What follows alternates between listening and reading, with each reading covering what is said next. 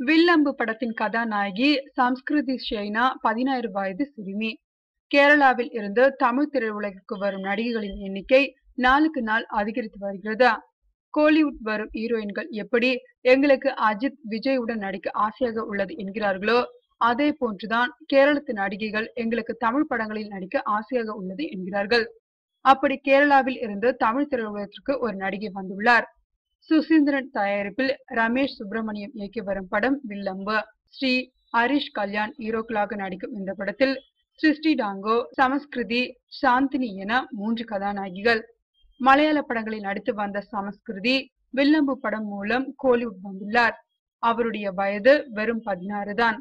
ஆனால் பார்க்க பெரிய பெண் போன்று காணப்படுகிறார். சமஸ்கிருதி வில்லம்பு தவிர கானா, சேது பூமி ஆகிய படங்களிலும் நடித்து வருகிறார்.